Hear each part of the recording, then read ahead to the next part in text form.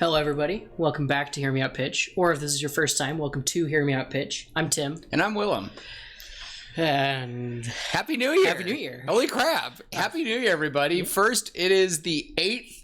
It's been a full week of 2025, and I'm feeling pretty good. The world's not on fire. We're okay. We're halfway through the 2020s. And Tim, you know what's happening in California right now, right? California's always on fire. Okay. California doesn't count. Oh my gosh. California's never counted. When we're talking about the world being on fire, California's never counted. Oh my gosh. To everyone in California, I'm sorry for my friend's outburst. To all of you, kind of. Oh my gosh. But seriously though, glad that it's been crazy how well everyone's been evacuated. It's been nuts, but well, moving on from that, because we try to be more upbeat here. So I asked, well, Tim surprised me. He's like, what are you going to do today? And I was like, oh, I'm just trying to think of some things. And then like an hour and a half before we came in, he was like, I got something. And I went, oh? I had a good 45 minutes to an hour of downtime at work. He doesn't do a lot. I'm just kidding. I do a lot. The kid I was with was really good, and he was working on some stuff alone. And so I had time to... I should have used that time to work on my notes, but I took care of that after anyway. But I had an idea. I've had an idea, this kind of idea, for a minute. Okay. It's very... I know I've said before that I'm not the biggest fan of sci-fi, but are we getting a Tim sci-fi story? This is a sci-fi story. It's gonna be Star Wars, isn't it? It's not. Willem's gonna roll his eyes. Oh. Wait, get ready. But I've been playing a lot of Destiny 2 lately. Oh my gosh. You'd like it if you played it. If you gave it a chance, you'd love it. I'm telling you. I'm just more like a hipster dude, and I'll just play it when it doesn't be so popular. It's dying right now. I know. Anyway. Good. I'm just kidding. Ethan, that was for you. The premise of Destiny is it's space wizards, basically. Star Wars. There's, a bunch of aliens, and there's structures out there that are alien made. Rings. And you don't see a lot of what's in the lore. You read about it. It's kind of cool. Okay. Actually. But I had an idea, kind of what would happen if it was just humanity left. If kind of humanity was left alone, but we knew about the alien technology, and we'd had the alien technology for a while, and it kind of helped us advance. And I just been piecing small things together, and then this last week, I got talking with a buddy of mine, and he was like, you know what? A lot of movies and books don't have big sacrifices at the end. And I got thinking, and like, there's not a ton of movies where at the end of the movie it's a big sacrifice that saves everybody, but all of the main characters die. So keep that in mind for what we're gonna talk about. You're gonna be mad at me. Rogue One. Rogue One is the only one that I can think of. I thought of a few, or at least where the main character dies. Talking about all of the main characters. I'm talking about the entire crew.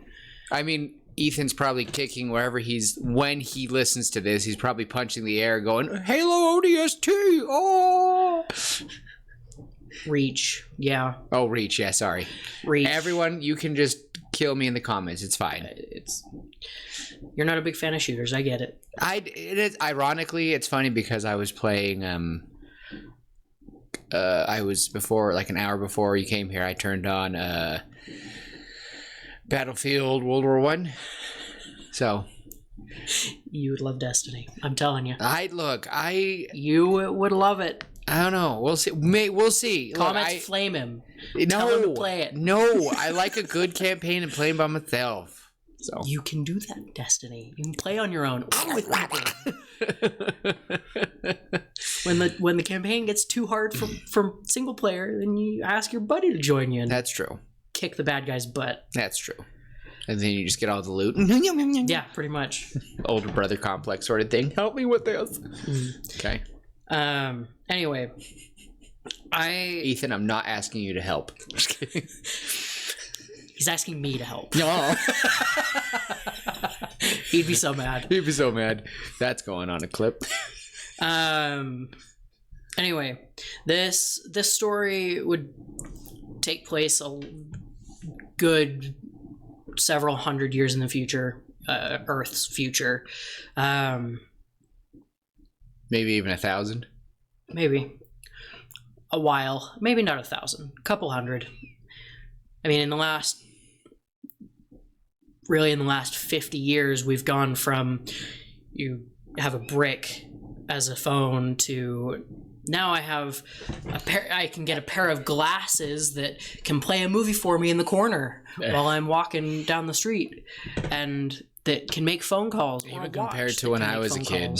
Compared to when you were born. That's insane. Compared to even 10 years ago. Yep.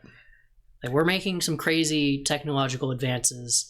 And kind of the point of this is that it's what would happen if we encountered kind of an alien sort of technology that we grew to understand and could use. So hold on. I pulled up the wrong. Darn it! We almost got D&D notes. I was going to get it. Spoiler. It was my D&D notes. I knew it. It's getting good. Oh, I'm nervous. Got it. I got it. Sorry for the technical difficulties. Technical difficulties. Yeah, that was my D&D notes, and I was about to start reading off stuff for that. Willem's character is dead. What? Yeah. Yeah, I'm gonna silence my phone. That's what I'm gonna do. Putting that in the note to take that out of Tim's pay. All right.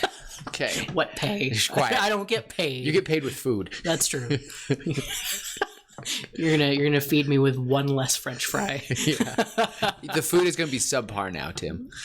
Oh, I mean, subpar in comparison to what you make is still pretty darn good. Jeez. People are gonna think I'm like, okay, quiet. Stop it. This man can cook. No. Maybe. Anyway, sorry. I've got 9 pages of notes for this story, and I think it'll be fun. Let's just get into it, I guess. Let's get into it. I'm excited.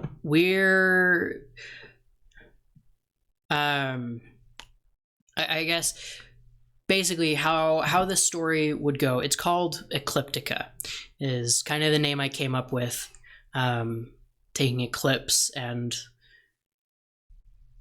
tweaking it a little bit, making it sound sci-fi, because it sounds sci-fi and kind of cool. That better be the name of the ship.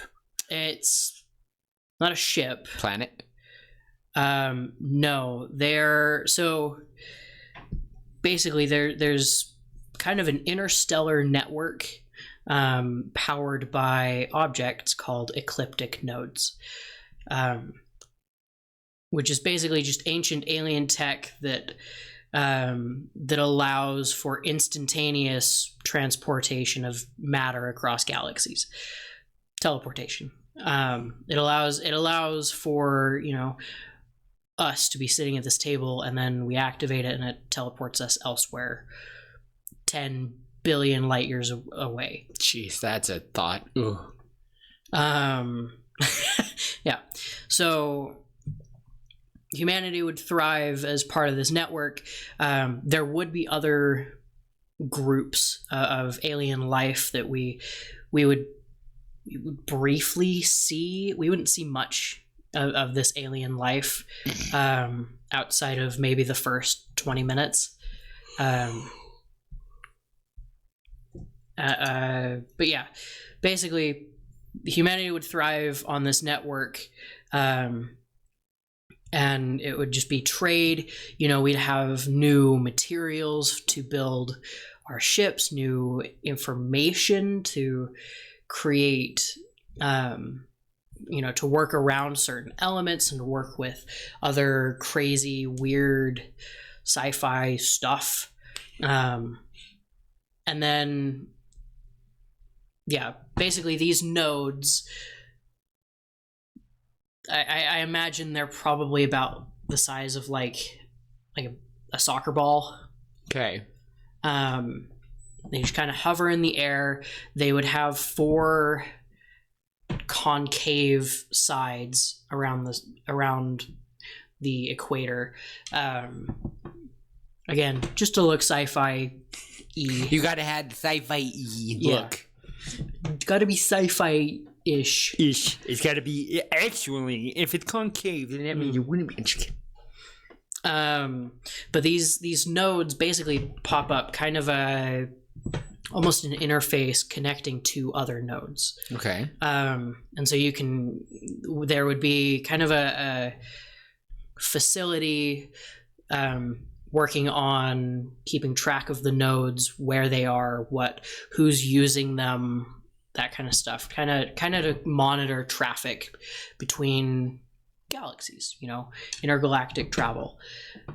And mind you, every single one of these nodes is going to be, not every single one, but every group of nodes is going to be galaxies away. That's just blowing my mind. Sorry, I'm just like kind of weird. Like I think about Star Trek, and it's like, you got to realize, like the first people who started light traveling, they were time traveling. They would end up just light years away. They get back finally, and then like what is it? Interstellar? Never seen that. Is it good? I haven't seen it either. Oh, movie night. I need to. The soundtrack for that movie is gorgeous. Mm-hmm. It's amazing. Anyway. Sorry for interrupting. No, you're good. The first 20 minutes would kind of set up this, explaining what the nodes are, what they do, kind of how they function, as well as kind of introducing our main characters. We have 4. Yes, 4 main characters. I'll admit I used AI to come up with names. Oh, boo. I'm just kidding. Just names, not anything else, because I don't believe in using AI for more than it needs to. Mm-hmm. And I'm creative enough. But yeah, the key characters, main characters, would be Dr. Ilara Quinn. She would be like an astrobiologist, someone who studies life on other planets and stuff. Okay. She'd be very skeptical of all alien technology, and we would learn in the movie somewhere that one of her parents, probably her dad, worked on setting up these nodes, and there was an accident and he was killed. And that's why she doesn't trust the alien tech. But she's an astrobiologist. She goes to other worlds, and she explores and experiences life on other planets. Then we'd have Captain Marcus Vren.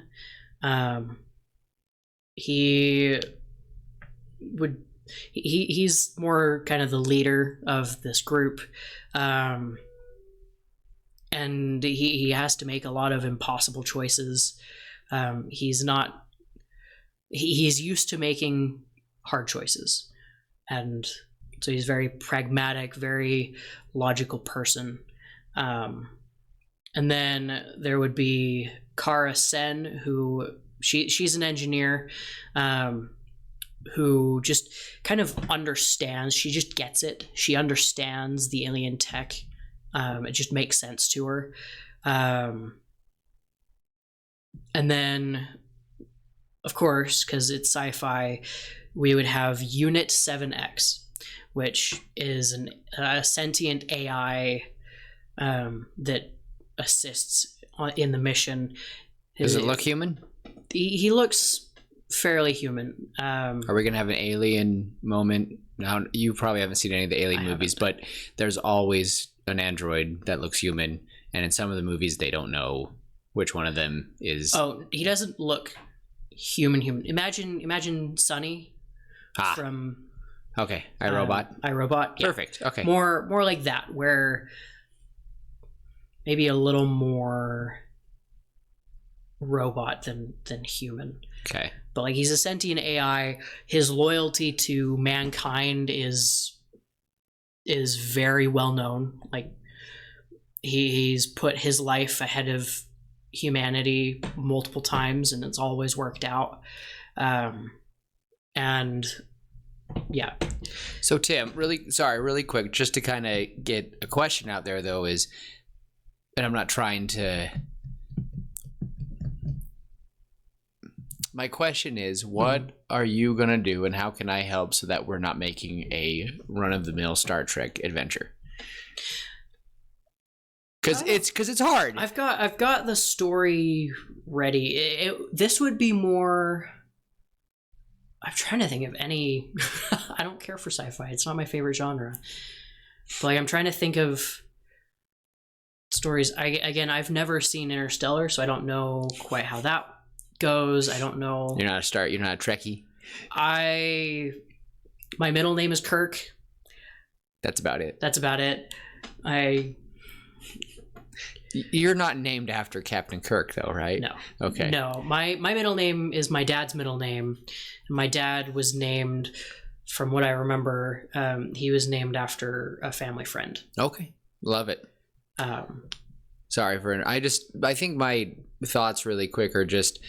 It's... When we're doing these... This is a genre. We'd say this is a genre. When you do a genre, it's so hard to be like, oh, and it's funny because... It's hard to be original. Yeah, it is. Yeah. And I get that because, and this is where the argument of like no original idea comes forward. Like, well, you're right, because typically we as humans are going to do similar things. Like me and you were talking about the Odyssey earlier today, and it's just funny because humans are just going to go on an epic quest and do stuff, and Interstellar has an epic quest, and Star Wars has epic quests. Well, and I mentioned that I was inspired by Destiny earlier as well. Yeah. And so, yeah, that is one thing with this genre in particular with sci-fi. It's very difficult when you get into the interstellar travel kind of stuff. It's very difficult to be original. It is. So, and I'm just saying that I just want to let them know, like, we recognize that some of these ideas and some of these stories come up with, you might just go, this is something I've heard before, but we do our best to just go with it. And this is something that struck Tim, so I'm excited to run with it. Well, and here's the thing. If this has been done before, if a lot of the ideas that I'm pitching sound very familiar... It's not on purpose. It's not on purpose. This is about 45 minutes worth of cobbling together after a couple weeks of thinking. Yeah. Of just ideas. I've got a couple more ideas like this that I would like to flesh out a little bit better. Okay. To make things make sense before I pitch them here. Ooh, maybe I know that you want to get it going. Here's one question we've kind of asked in previous episodes, Wayne the Bast. What emotions are we going to try to hope to get? The main two are hope and sadness. That's my main two for this. Okay. That's right, because this group isn't gonna. So spoilers. Spoiler alert. This team, entire crew does not survive. Okay. So how can we? You're right. How can we make this? Okay. All right. You know what? Nope. So, I'm just kind of like we recognize it. I just want to make that clear with these guys. Like, we recognize that you might find this familiar, and that's okay.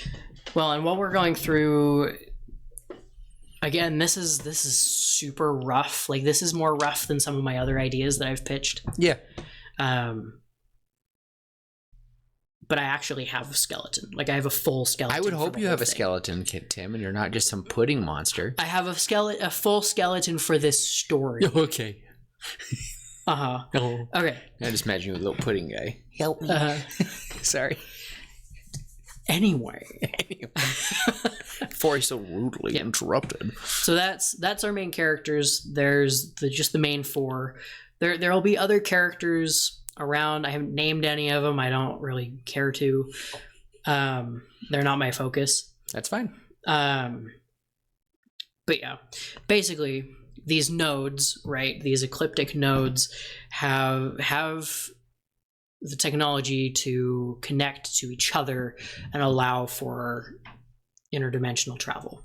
Not interdimensional, intergalactic, instantaneous teleportation. And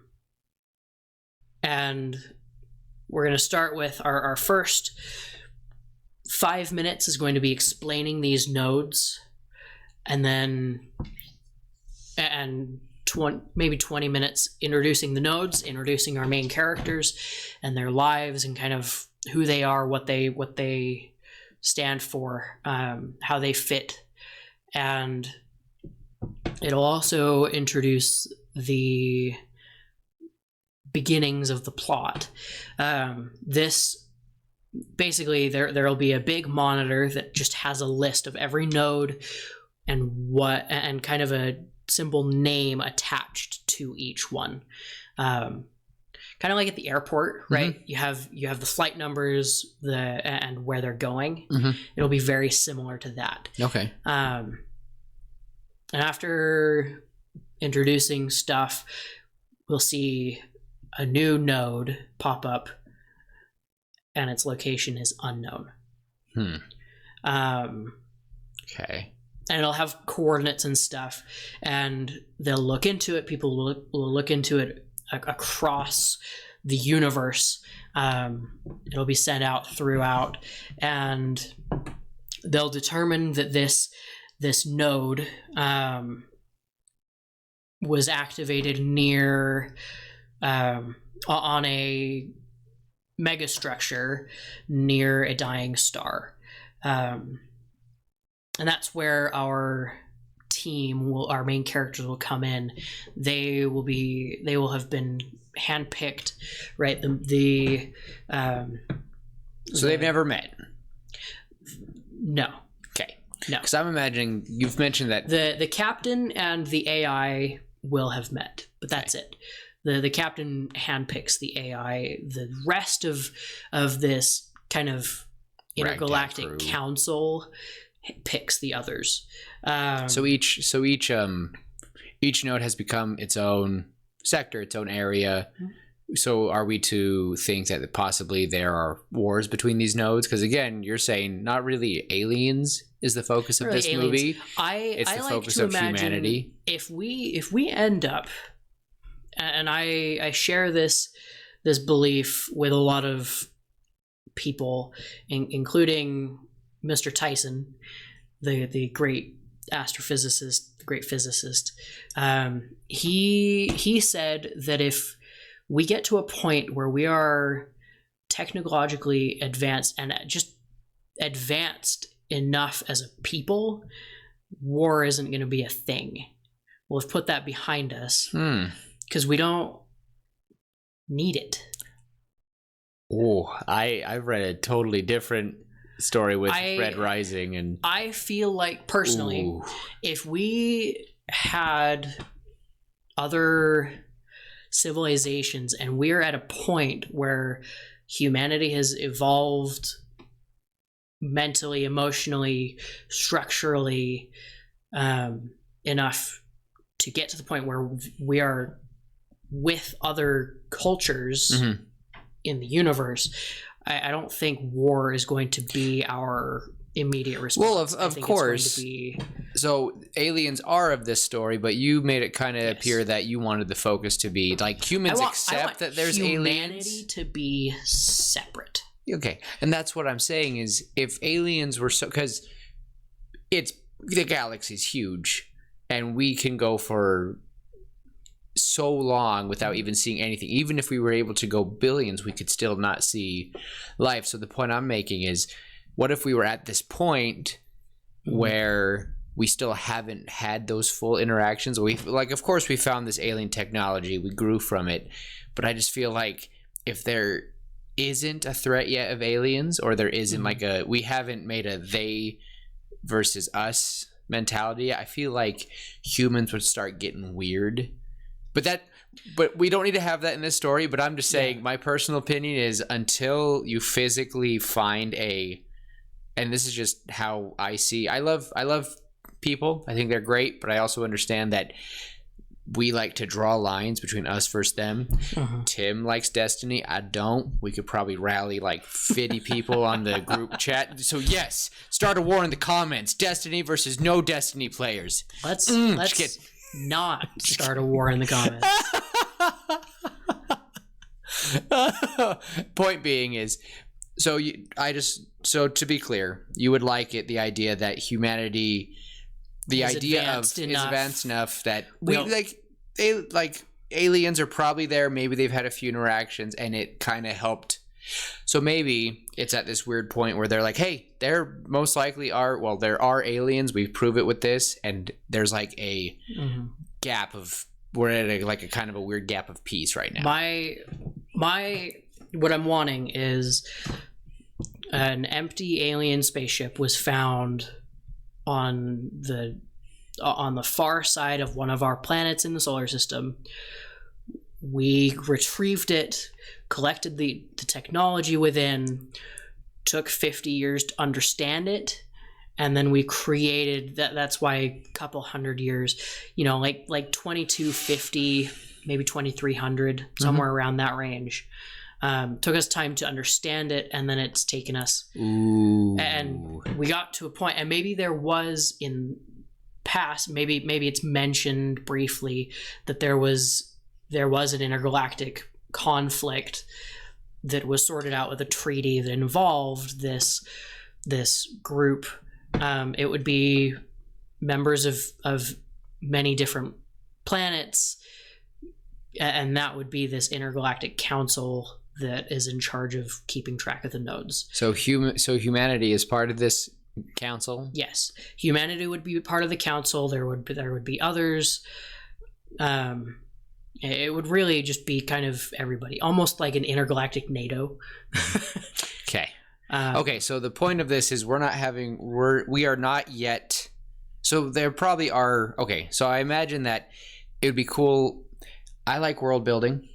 I like this sort of stuff. We all know that. I like asking the questions, because I'm just imagining that. I don't know if anyone has seen like my little speaker here. I've been imagining it's like this big, little speaker head. About that big. Here, I'll take the thought. A little puffball here. It's backwards. Size of your head. My head. But I imagine after they like worked on this for years, they click it and they have it like they have it, and all this alien language comes up on one of their monitors, and they just see little dots throughout the galaxy, and they're like, what do you think those are? And they're like, that must be these things. And they can have a quick scene of one of the scientists, maybe that girl's dad, and he just gets sucked into it. I don't know. Point being is, I just wanted to set the tone of humanity is chill with itself. There's no conflict between humanity, and this is not about anything like that. I just wanted to make that clear. Yeah. For my we've had enough sci-fi stories where it is about war. I mean, literally Star Wars is a thing, right? Where it's different where all planets my Red Rising fans fighting and right, we've got Independence Day, we've got a ton of those. Love it. I haven't seen it. I know. I'm aware. I'm getting there. It's on my list. It's a good one. I know. You've seen iRobot though, yes. Right? You've seen that one? Yes. Okay. And I Am Legend and wow. You've seen I Am Legend before Independence Day? It's funny how all those movies start with an I. Mm-hmm. He really likes I. Yeah, Will Smith. Yeah. Yeah. Anyway. Sorry, everybody. Really, I want to focus more on what issues there might be outside of This council? conflict. Oh, okay. Outside of conflict between different races. We've had enough racism between Star Wars, right? We've got the racism in there. We've got our own human history. We've got other stories. We got issues of today. It's I don't want to focus on it. I think it's been touched on enough. And I personally would like something different. So that's what I've written, is something different. and that is okay. I hope so. It is okay. It is okay to bring up different. Every story should have a lesson, and every story should hint at it. And I think that that's fine. So now I'm just curious, what's the big MacGuffin? So, right. So they found this node near a dying star. It's at the very end, the last couple of years of its life cycle. so it's About to go. Ew. And we've got our crew. They've been gathered together to go and explore it. Other crews have similarly been put together. This is just the one that they've decided to put in charge of this crew or this mission. They will travel to this. They'll travel to this node, and they will find. They'll travel between the nodes, right? From the node in the big laboratory, the big space station, wherever they are, and they'll travel to just a plain white room.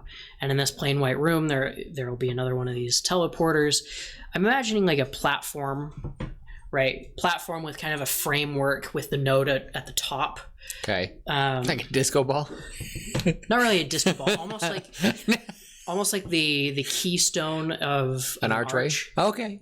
Oh, okay. I like that. That was a good way to say it, because I totally just imagine like it comes down from the ceiling, starts playing music, like, oh, get fucking with it, and they're gone, and then they end up in a dance pose on the other side of the galaxy. I'd do it like that. No, it's more kind of my version of a Stargate, I guess. Oh, okay. Where they walk through, they activate it, portal opens, they walk through. It's kind of what I'm imagining. Okay. And then they get there, and the node on their end starts to malfunction. They can see it like sparking a little bit. And immediately they're on high alert. They try to go back through and they can't. So they're stuck. So they decide to go and explore after some arguing and some deliberation amongst themselves. So remind me of you said 3 characters or 5? 4. 4. You 3 or 5. Nope, that was 4. It was 4, because there's a robot. Yes. So there's Dr. Quinn. She's the astrobiologist. Lost her father. Yes. There's Captain Vren. Leader. And I'm totally imagining Chris Pratt. It's so bad. I'm stuck between Vren or Vent. I like Vren. And then there was Kara. She was the engineer. Mm-hmm. And then there was Unit 7X. Okay. Okay. Yeah. So I'm imagining Chris Pratt, Lara Croft, and someone else. Because Lara Croft lost her dad, and that's all who I've been imagining is the most recent Lara Croft adaptation. So, but yeah, so the crew they'll start to explore as they are now stranded in an unknown region of space, billions of light years from Earth. From the Milky Way, and they will find a megastructure, and they'll find different languages scattered around on different there will be different like signage, and there will be a bunch of different languages, including English. Including English. Okay. And our Unit 7X will remark that he recognizes a handful of these languages. You know, they all say the same thing, and They just kind of, there's a sign for a lavatory. There's signage for a mess hall. There's signage for an engine room. And they look out a big window and they can see just this massive mega structure that they're on. And I imagine it very similar to kind of how an atom looks, right? Where you got the big ball in the center and then there's the rings going around it. Okay. I imagine there being the kind of the classic depiction, right? There's the center ring going around the equator, and then there's two others. I imagine there being those three rings, and then they're all connected, and they're spinning slowly around each other, and in the center, in the nexus, is just kind of like this space station looking ball hanging there, and they're on one of the rings, and they will find, eventually they'll find a sign, a big lettering around one of the rings that says Ecliptica Nexus, and they'll find they'll keep exploring around, and they will find, just throughout this little bit, they will find several rooms full of these nodes, kind of almost like trying to figure out how to describe it. Basically, just nodes sitting in these little pods on the wall, along the wall. Okay.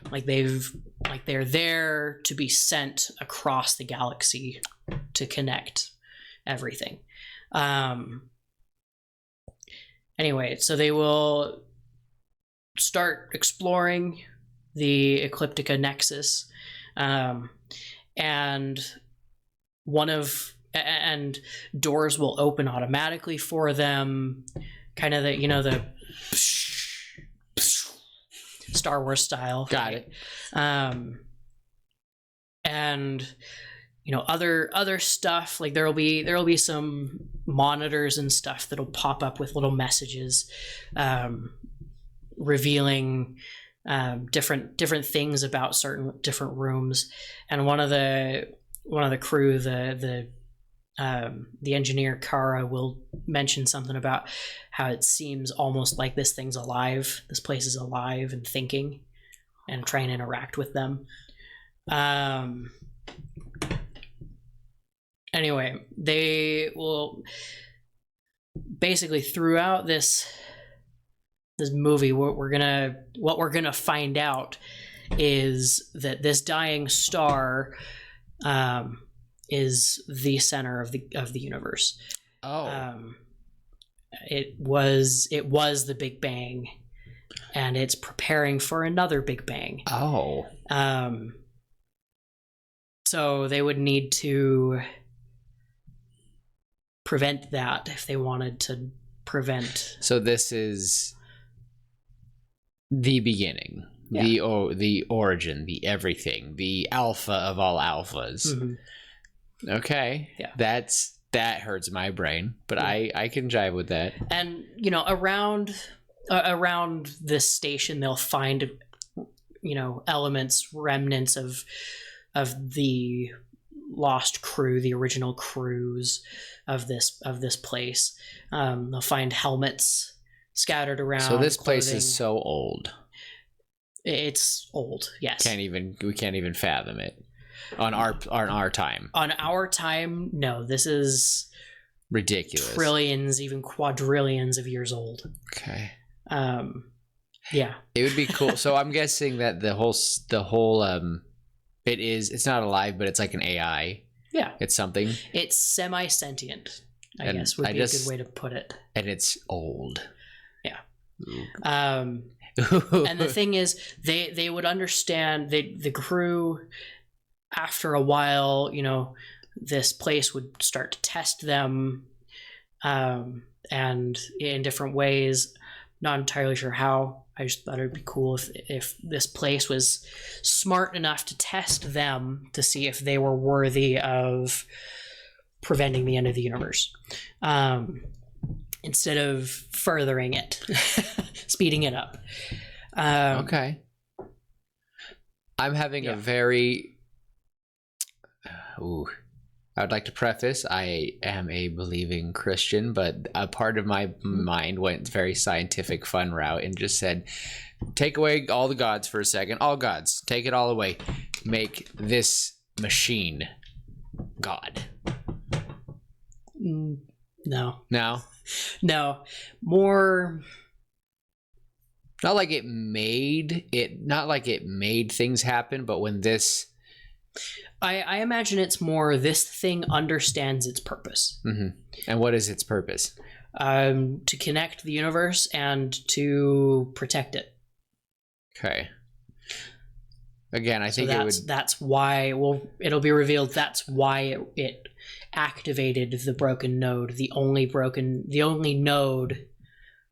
active node on the entire station. So why was there English? Because this thing understands all languages, and I like to think that whatever species built this place tried to create as many languages as possible and tried to anticipate, and maybe time travel was involved a little bit. I could see it as it's so smart, and if it's as old as you say, I don't. Yeah. All of the signage, by the way, it's not solid signage. This is changing. They're screens. And yeah, that'd be cool. I just imagine like and the screens look off. They look different. It's like that's a screen, but yet why is it so? What if it's like shifting, not a screen, but like just this weird. I don't know how to describe it, but it shifts, and you see like certain writing, and it starts. And like I imagine what Eve does to Wally. It's like, and it's like just trying to find it, and they're like talking. They're trying to interact with it, and it'd be funny if they're like, "What is it doing?" And the AI and the robot, he just goes, "It is trying to find our language in its database," and you're like, "What? That's ridiculous." And then finally, like, gets closer and starts speaking Japanese. Like, whoa, what the? And then it's just going, then English. Hello there. And you're like, wow. Yeah. Well, and I imagine, right, if this actually ever became a movie, like, in other languages, if this movie was made in German, it would be German that comes up. Or in Japanese, it would be Japanese that comes up. Yeah. Right. That'd be, and it'd just be really cool for them for this thing to just. And so are you going, now that we're kind of delving into this very old AI, are we going to kind of go with, you've never seen Odyssey 2001 and Odyssey with Hal? Hal is the AI of a ship, and it like traps the crew, and it's like, hello, and it's very smart. And where are we gonna go that route? Is it going to be very sinister, or is this gonna sound? It's not going to be sinister. It's going to be, because you're this close to making an awesome horror movie. You're this close. Yes. I hope you realize that. Like, you don't like horror, but this is like alien type of sci-fi. To me, has very much some of the best potential to be horror. I've always wanted to see horror in a fantasy vibe. Like, I'm talking like zombies invade elves, and like the main characters are elves. Like, always wanted something like that. But beside the point is, what do you want the vibe to be? Because you just say one word and we can make this terrifying. I don't want it to be terrifying. Dang it. I don't like horror. But I hope you realize that you were this, the Star Wars meme? I'm going to put it right here, this close. We were this close to something great.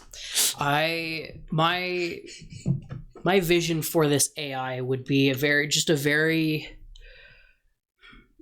very smart machine that is trying to protect its assets, and its assets being the universe. I know you're trying. I know you kind of said dished off the know, and this thing doesn't have to be God. Like it's the one that made the universes, but like it's a benevolent. Yes, like it's almost benevolent. Like this thing loves us. It is trying its hardest to, I guess, really just protect everybody, and that might include putting people in harm's way. Yeah, right. It can, I think I do say that I'm imagining it talks like the burning bush from The Prince of Egypt, with the many, many, many voices kind of overlapping it. I've been imagining it as almost a very soft, feminine kind of voice. Just very, very quiet. Let's meet in the middle. Just overlap soft male, soft female voices. Sure. Yeah. Because I just imagine I want it to sound like they don't know. It's just not. I was kind of what I was going for was almost like a matronly type protector. And the thing is, I thought of fatherly the second you started talking about it. Yeah. Like I'm like, so it's we'll be in the middle. I think so. Just this. So voices. What's the name? What is the name of this AI? Nexus. Oh, just called Nexus. They are the nexus of the galaxy, the nexus of these nodes, of these ecliptic nodes. I am now thinking of the sibling, and that's all I'm going to say. Kinda. Maybe a little bit, kinda. Yeah. Oh, man. If you know, you know. If you know, you know. Okay, so Nexus is trying to stop the end of everything. Basically. And really how it would be put, it's less vocal until a little bit later. We'd get probably halfway through the movie before they meet Nexus. Nexus will be trying them. Is Nexus going to die? You'll just have to wait and see. Whoa, hold on a second. I'm not the audience. I'm trying to plan this out with you. Ish. Okay, you're right. Kind of. Part of Nexus will die. Okay, I do. Okay, when it gets to that part, I hope that me and you kind of have the same thought with something. We'll get there. I think I can smell what you're stepping in, and I'm excited. Yeah. Or at least just one scene. I want it. Yeah. But yeah, we would get through a decent way through the movie. There would be it would be very, very surreal, just imagery, and yeah, the crew would be able to after a little bit, for all of you Destiny fans, another image that I'm trying to put away, but I just can't. Failsafe. If you know, you know. It's another AI in Destiny. That's her emotion regulator. She can switch it on and off, and she's a very sarcastic thing. She's hilarious. Do you want Nexus to be sarcastic? No. That's just the image that was going through my head. I'm imagining 7X would be a little bit sarcastic. I've been imagining him as the big robot from Rogue One. Somewhat. And again, it's funny because kind of. Because Sunny and him are played by the same person. Yeah, that is kind of the vibe I was kind of going for. Very, very humanized robot. So can they visually see Nexus moving around? Can they see, does Nexus open doors? Yes, Nexus is the one opening doors, putting up messages. Once they'll get to the end of one of these rings, and it'll be just this big ball. And that's Nexus. Like an atom. No. This would be kind of almost like the electrons of the atom. Okay. And this would be a transition point from one ring to the next, to the other two rings. This ring would be much more of kind of the housing and the node creation, repair, moderation type thing. They'll find another very similar series of panels as the ones on Earth, or wherever they have it. Could be a space station, where it shows the location of every node that's active, and these screens would have the active ones, and scattered between probably by eight times, maybe 10 times as many, there will be grayed out ones, showing that there are a lot more of these nodes that are inactive, whether that be just they're broken, or that they've been switched off, or they're not connected to a teleporter or whatever. But yeah, so that is one scene that I would want, and then I would want X7 or 7X to connect to that and kind of download it. I've been imagining like he's going around and there's these little terminals, and he's downloading information to retain it, R2D2 style. I would imagine that the first time he tries it, it's like something is stopping me, and then that's maybe when they first meet Nexus. Just his voice comes. It's rude to take what is not yours, or something. Like it starts like yelling in other languages. It'd be something like that. And it'd be funny. But yeah, so they'd meet Nexus. Nexus would tell them that this star, known as the Nexus star, is only, it's uncertain if it's months or years away from erupting, but it is ready to explode, ready to die, and with it a new Big Bang, and basically like a hard reset of the universe. And so now they're on all high alert, trying to figure out, okay, now what? How do we stop this? How do we prevent this? So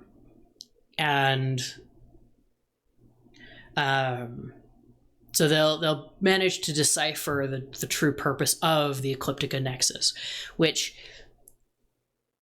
is just like a failsafe system meant to regulate the balance between life and entropy across the universe.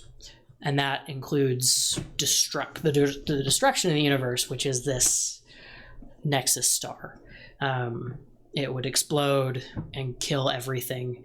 It would explode with such force that it would set off a reaction, bend the fabric of time-space enough to kind of wipe out the entire universe fairly quickly, faster than the speed of light. It would be a snap. Mm-hmm. It would be a big bang. Yep. I like it, Tim. I don't care if the science doesn't make too much sense. That's the fun of sci-fi. It's sci-fi. It doesn't have to make sense. But it's still, though, it's the idea of like, there was a bang and life began. Mm-hmm. There will be another bang and life will end. And it begs the question, though, wait a minute, were they not able to stop it before? Like, that's just kind of the thing, like, oh, right. And you're just like, and that would be, Mm-hmm. No, okay. I don't want to say that Nexus was in the first before the bang, but I would just want to say like that'd be cool to like just hint at it briefly, like don't even say it, but just hint like the possibility that Nexus could be maybe Nexus mentions something. Just an offhanded comment during a conversation where she says something. I don't want to fail again. Maybe that, or maybe this wouldn't be just the second Big Bang. We don't know how many came before, how many times this has happened.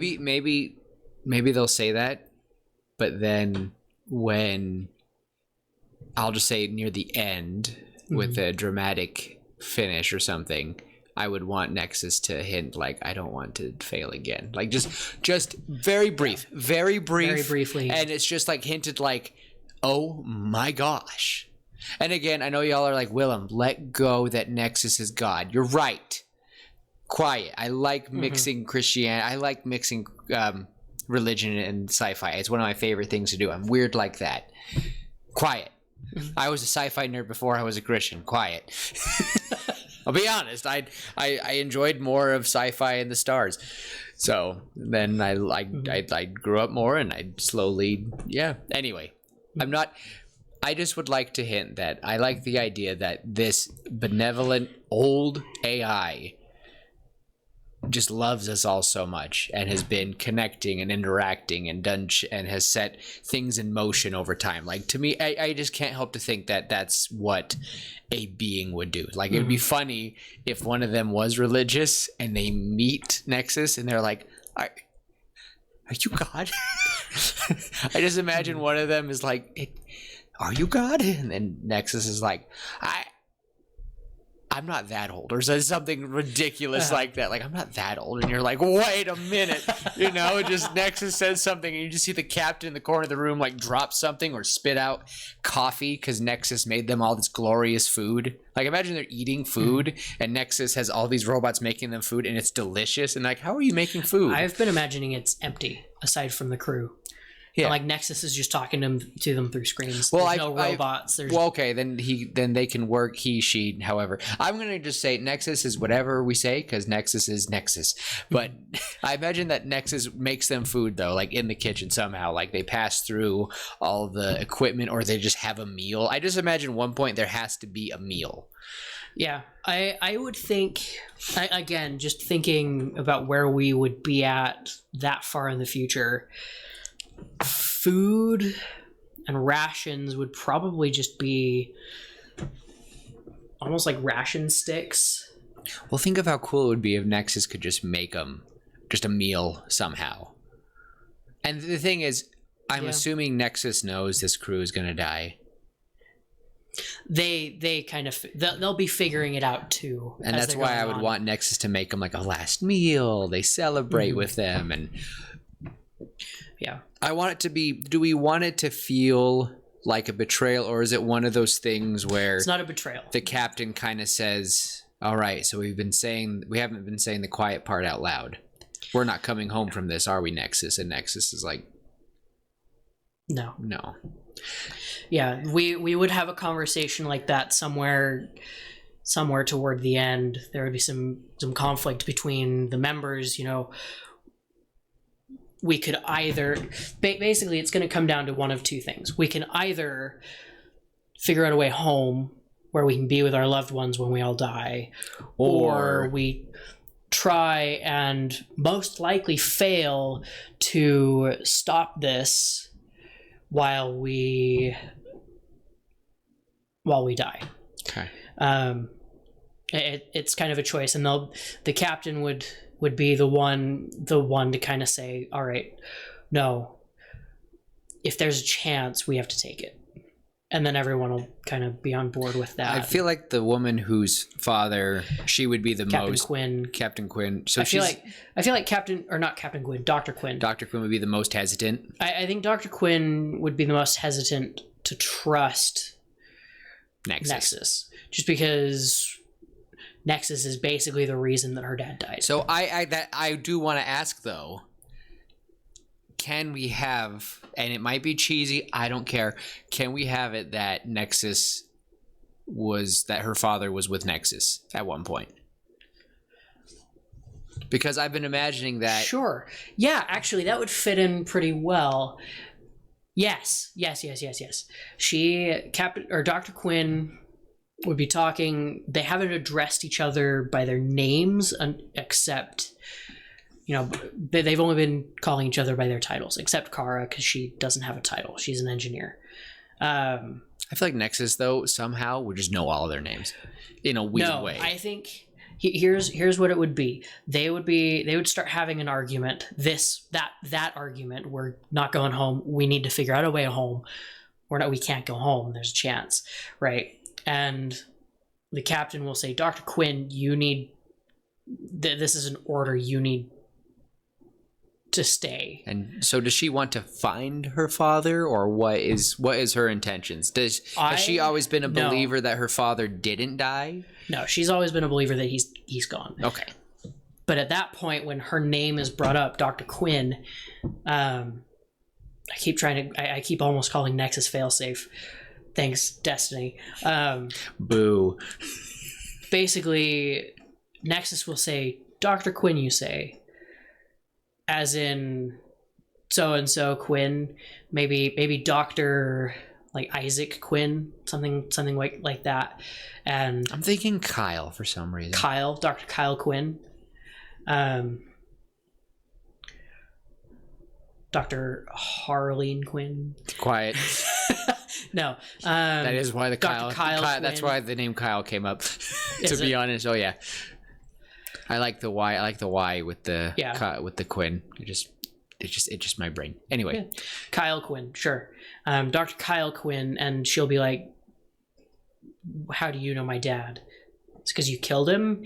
And Nexus will say, no, I brought him here in the beginning of Earth discovering the nodes. And, you know, he's been long dead, but he was working on a way. I brought him here so that he could help me figure this out, as I've brought hundreds before. And he may have cracked it, but I haven't been able to access his workspace. And so then it'll be a good 10-15 minutes of them trying to get there. But at this point, like, there's some damage to one of the rings, and that's the ring that he was working on. That's why Nexus hasn't been able to get there. And at one point, they have to jump. Basically, they have to platform across these different floating bits where there's just empty space all around them. Again, Destiny, it's kind of the spacewalk in Deepstone Crypt. Nerd. Yep. I think you would absolutely love that raid. They want me so bad. We do. You'd love it. I'm telling you. We'll see. But yeah, so there would be that, and that would be cause of some panic. They'd have to problem solve, figure out a way across. They'd get across, get into the station, or into this kind of laboratory where they would find a skeleton. Not skeleton. They would find an empty, pseudo-empty suit.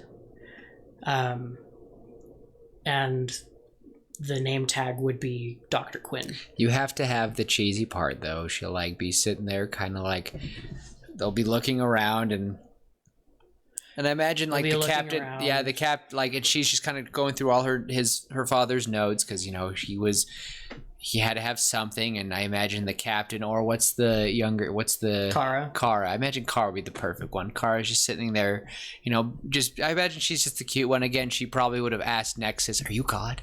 You know, I imagine like, and she just kneels down and she's kind of like touching. She like goes over, and we don't need to. It's space.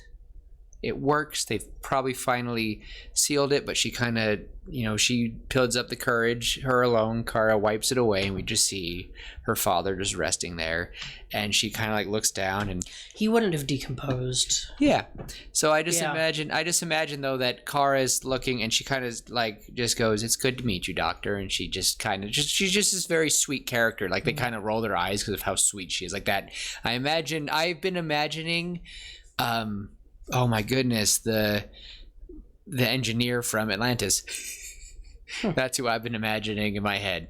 And she kind of touches something, and all of a sudden from the wrist strap comes an image of the Doctor, and he calls out for his daughter and say, "This is, I doubt you'll ever see this, sweetie." Final log. Yeah, final log. Like for the last, he's like, final log of Dr. Quinn, of Dr. Kylo Quinn. All I can think of is my sweet daughter, who is turning 8, and she's not with her daddy, but wherever she is, I just hope she knows I love her. And you're like, oh gosh. And so it'd be cute. Mhm. That scene, I think that would be just lovely. Because again, you want sad, that's sad. But you also want hope, that's hopeful. So I imagine we have a leader, a skeptic, a hopeful young engineer, and then we have the sassy robot. The sassy AI. Sassy AI. Yeah. Perfect. I just imagine that. I feel like every time the doctor says something, the captain says something, the doctor like kind of undermines him. I'm guessing no romance, no nothing. This is all just all work. all work. It's the mission or nothing. All work, no play. All right, got it. But yeah,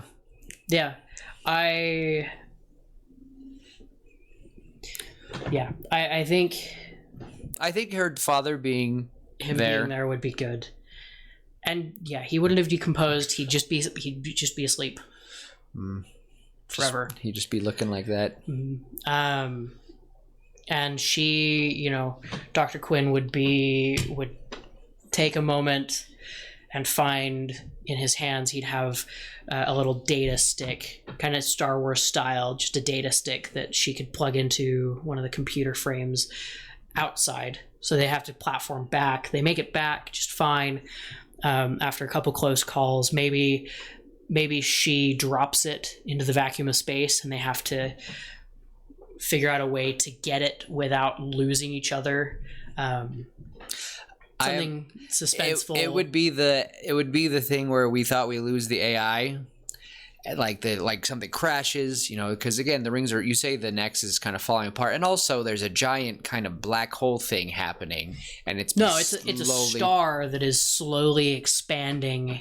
It's slowly expanding, and it's getting to the point where it is. I imagine it would be affecting them. I feel like it would be affecting Nexus, and I just imagine at one point they just bam, looks like the robot. What's his name? 7X. 7X just gets blown away. They're like, oh my gosh. And when they lose the floppy disk near the end, like they're all, I just imagine, you say data stick, I'm thinking floppy disk, whatever. But age different. Yeah, there's a little age gap there.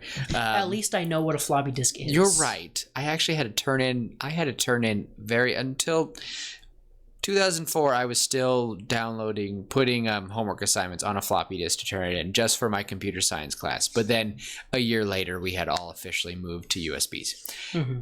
Anyway, again, though, that's really cool about the science thing. So that is crazy to think about sometimes. But point being is epic. Like they make it. The doctor is holding it. She does this final leap, and Captain's holding on. He's holding Maria. Kara. Wow. That's the term. Never mind. It's a little far away. A little far away.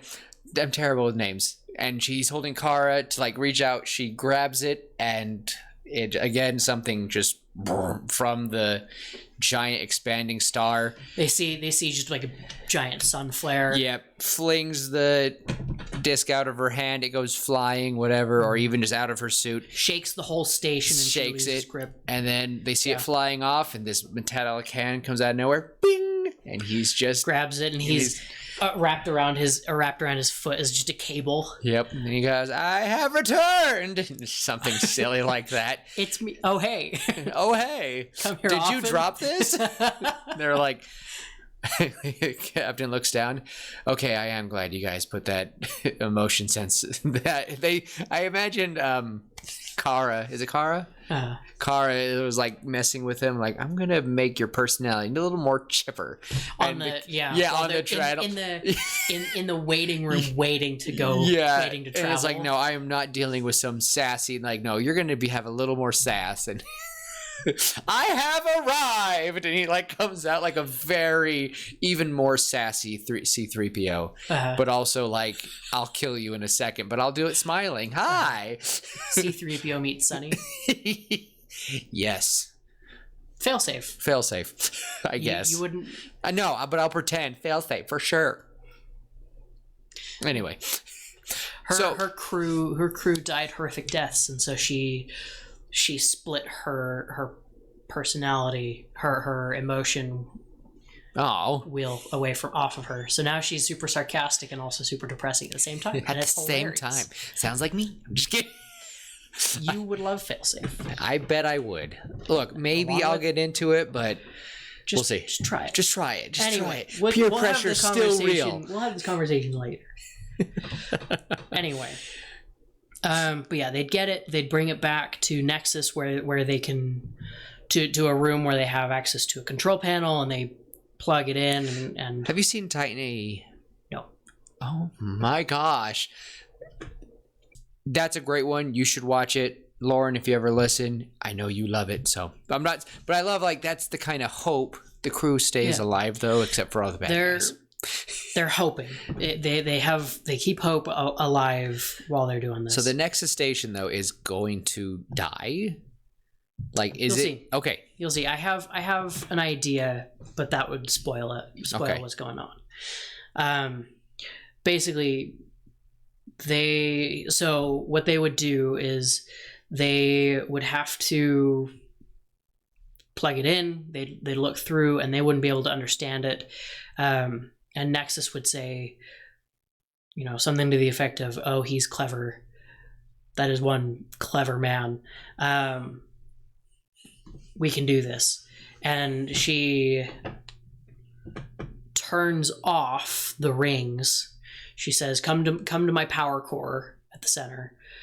They go to the center, to the nexus of Nexus, and there will be a nice big viewing window of the dying star. And Nexus would say, "This is going to take a lot of power, but we can do this if you're ready." And she'd direct them to grab a few of the nodes, and she would, it would turn off the rings around it. The rings would stop moving. They'd kind of lock into place, power down, all the lights would shut off, and the crew would look up, be super confused, and then they'd look out the window. Maybe it's Kara, or maybe the captain. He needs a moment to shine. He does need a moment to shine. Captain looks out the window, points, and says, "Look." And they look, and around this dying star is another one of those big structures with 6 massive rings around it. Oh. Another Nexus? Not connected to it, but yeah. And Nexus would say, "The nodes work by transporting matter from one place to another. What if..." And Dr. Quinn would say something to the effect of, "What if that matter had nowhere to go? And it was just transported out with no destination. Kind of, cease to exist," if that makes sense. What if we made it... Okay, no, you go. I've been kind of thinking of a way to appease more of our science fiction nerds. Mm-hmm. But yeah, so kind of... Yeah. What...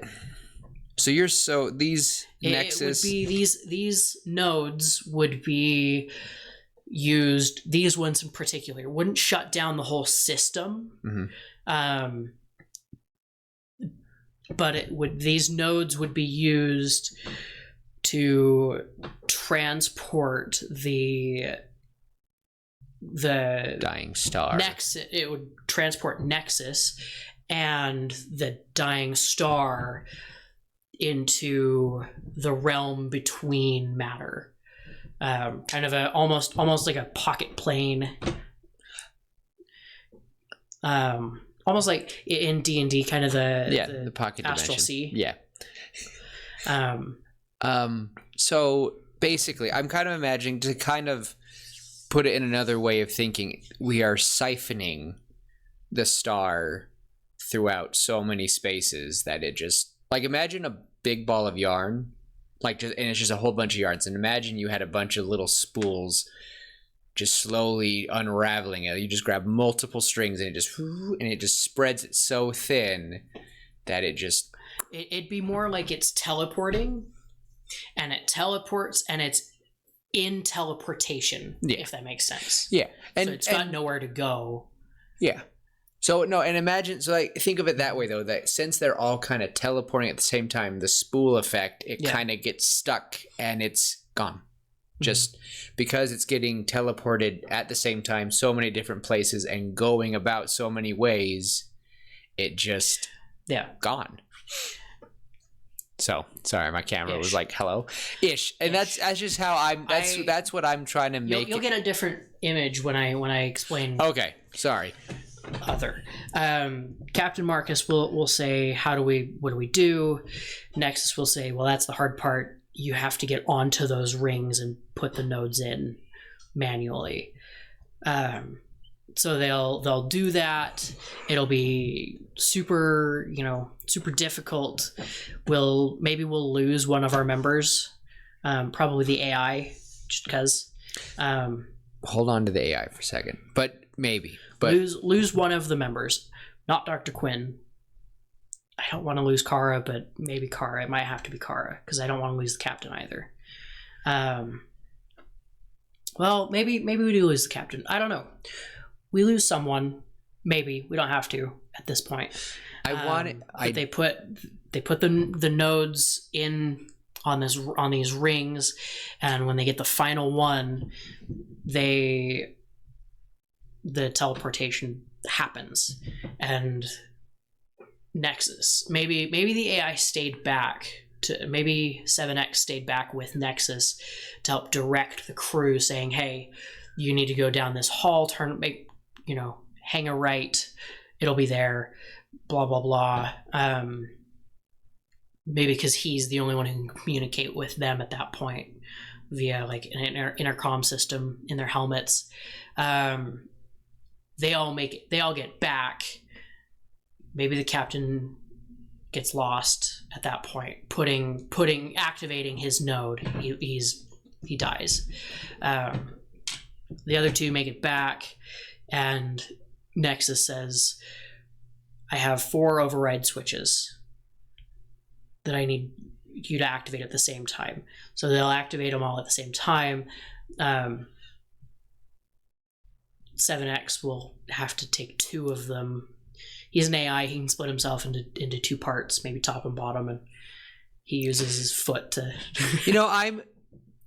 I kind of want to root with the whole crew being together. Okay, like I want it to be close. Maybe let's. Maybe we can have Doctor. Maybe the Doctor will save the captain this time. Yeah, like that would be kind of cool. Like she's kind of like, and maybe she gave off the kind of the vibe the vibe that she'd like, I don't save people, like I'm not that kind of doctor. If you she's like, if you set your goal, and she even said, if we do what we need to, let's not try to save each other. And there's a point where like, he, like, I imagine he gets trapped. He's like put the node in, he's activated it, it started, and he's like sitting there, he's trapped, and he's like totally accepted it. And they all had the discussion, like, if you make it and you can't make it back, we can't risk it being with you. We can't risk you being together. But I imagine there's a point where, again, the Doctor's very analytical, but she's had this big change of heart because she got to see where her father went. She got to know that her dad was thinking about her. Her dad is the one that saved the universe. Like he did make a difference, and he was much more. It wasn't just some freak accident. He was almost chosen, in a way. And I think that I just imagine there's just the pathway moment of safety, and she even and Nexus, and I imagine Nexus is always by them in some way, and she's like, "Nexus, what are the chances of me being able to save the captain?" "Yeah, sweetie, it's like a 5% chance of success. So should I?" And it's like, but sometimes, and I imagine, and I love the motherly. Maybe Nexus doesn't give her a percentage. Maybe Nexus just says, "It'll be hard, but sometimes you have to do hard things." Yeah, I imagine they do say like, it's looking like 25%. It's about failure, but sometimes you need to take that chance. Yeah, and that would be just the sweetest thing. And then we just see the cat, and like cuts away to the captain. He's just like ready for it, and we haven't made his backstory really, and that's okay. I just imagine that he always just wanted to be a node. Maybe he was a failing captain. Maybe he's failed missions to some degree. He almost got like demoted, like he's been wanting like a purpose, and then he's like sitting there, and then again Nexus is talking to him like, and she's like, I believe everything will be okay, don't worry, like you've done your purpose, you've fulfilled a great thing. And then we just hear grunting and you see the doctor. But again, sometimes a good crew is what you need, and you're like, oh dang it. So again, we have these, I want it to be a roller coaster of like sad, you're like dang it, and then the crowd gets hopeful again. I'm okay with that. Yeah, so that works. I do want all four to be together. They're all together, they all turn the keys, activate it, and they shift. They teleport halfway, so it phase out of our universe into a space between universes, and then fail safe again. Nexus says something to the effect of, I'm glad I'm going out with people that are willing to sacrifice everything for everything. Something to that effect. And maybe Dr. Quinn says, well, maybe I believe that this big bang will start a new universe, something like that. And we can have conversations, whatever our cutesy, funsy conversations that are our, last words. And then the Nexus star will explode and create a new universe. So is it going to wipe all of us? Oh. It wipes out Nexus and the crew, and we get the whole Rogue One scene where there was the white flash, and we can see the wall of white coming towards them, and they're all standing there hugging each other or whatever, watching it come, and it wipes out, and we flash. At that point, between two images, we'll flash back to our original crew, not crew, but the original Earth and everybody on Earth, and we'll have the voiceover talking about how intergalactic travel was amazing. It spurred on great inventions and ways of thinking, and it just expanded the universe, the known universe. And then we would cut to our new universe that has just been born out of another big bang, and we'll have the voiceover continue saying, and out of some terrible things, good things can come, like a phoenix born from the ashes. Oh, something cute like that. No, and I like those. There's been quite a few movies like that, but I like this one. But hear me out on one thing. And again, you all are gonna just be yelling, "Well, enough with the benevolent AI." Mm-hmm. What if? So I do want to ask: do the nodes still work after this? Mm-hmm. Okay. Because a part of me was kind of like, maybe the nodes don't work, and it's going to encourage us to. And I mean, what I imagine is the Nexus station was just a place for repair and building the nodes, as well as preparing for the eventuality of. So that's why I kind of think that the nodes wouldn't work, but I think that they'd be able to be like, even though the nodes Nexus left us, like Nexus, the nodes don't work anymore. It didn't take us too long to repair and find something new, but it just never felt the same. Something like that. I want just to give the hint that Nexus is gone as well. I like that. It's just something like it just felt off. But here's another thing. I love Nexus. I think this is probably my new favorite AI. I'm not joking. I love the idea of this ancient, old, benevolent AI. Like this character would be so much fun, because I'm sick of Ultron and how I love them, but this one would be benevolent and it's benevolent, it's beautiful, it is in a way this god being. Anyway, I think there'd be a point, and there's a point where it's getting really suspicious of why these 4 were chosen. And this is going to be really cute. Just hold on and wait for me for a second. It would basically be like these 3, I'm going to say 3, the robot, you'll see in a second. These 3 were chosen for certain reasons. Our doctor was chosen because Nexus wanted her to say goodbye to her father. The captain, he wanted a redemption, and she felt that he was the best one to lead this and have a heart of gold. And then she, and I imagine, and it would hurt because I imagine she's like fairly young and she's really sweet. And she's like, well, why have I chosen? And it's like, because you have the best heart out of them all. Like, she just was so sweet. Like, everyone was always like, ugh. A crew on a death mission needs someone to lighten their hearts. Yeah, and I feel like Nexus, like, I chose you 3, and they're like, well, why did you pick him? And they're like, well, that's just for selfish purposes. And it would be, and this is what I've been thinking of the whole time for this, and as Nexus would take over this robot and just give all of them a big hug while they all went out. I know that's really cheesy. Okay. And it would kind of be like the big surprise of like Nexus was actually that robot kind of the whole time. And it would just be really sweet if like Kara's just kind of tearing up and she's like, I don't know if I'm ready for this. And then a soft, like a hand. And I imagine like, because I've been imagining that all these screens are some weird, it's not really a screen, it's something shifting and changing. And I imagine that this thing like comes over the robot and it's this person, not anything we can't really see anything from it, but it's just something that can hold them. And I just would love that it gives her a big hug and says, you are just the best person for this job. And I'm sorry. And I'm glad you all were able to do it. I'm so proud of all of you and that I'm not going to fail again. And you're like, oh, dang it.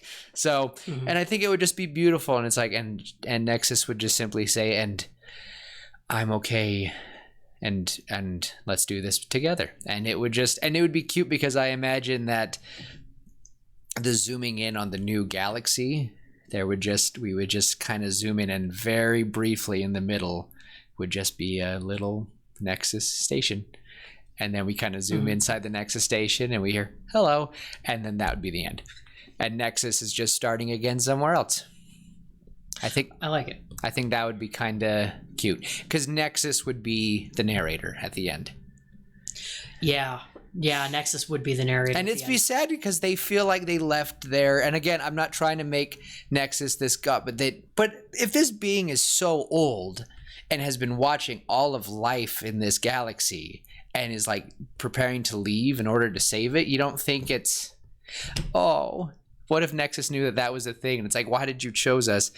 And Nexus simply just says, I didn't want to do it alone. And you're like, oh, gosh, dang it. So, I don't know. Either way, I'm like shaking because I love it. I don't do sci-fi. You don't, but I loved it. Like, I have the like. This is a story. This is one that I would watch. This is one I would watch. I have adrenaline pumping through me because I loved it. It was kind of how I felt when I watched like The Wild Robot recently. Like this is really cute. This is really good. Good job. And I'm glad you brought this up. This was a good story to do. Thanks for your input. You're welcome. I'm always willing to make it more. I like this one. Man, that was really good. Good. I'm glad. Well, I'm satisfied with my care. That's an hour and a half. That's that first episode of the year, and I think that is. Let's keep on this roll. I think very soon. I'm not saying this next week, but very soon, I think it's time for me to follow up on. Yeah.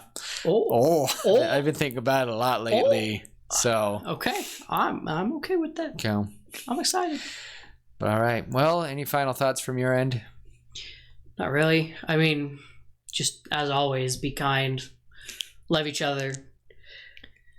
Instead of trying to make the world a better place, try to make the universe a better place. Absolutely. regardless of whether it's a benevolent AI or a benevolent being, I think that just the idea of we don't need something benevolent out there to know that we can be kind to each other. So I thought that was awesome. And this was a really good way. Happy New Year, everyone. Yeah, Until next time, we will see your later pitches. Bye. Goodbye.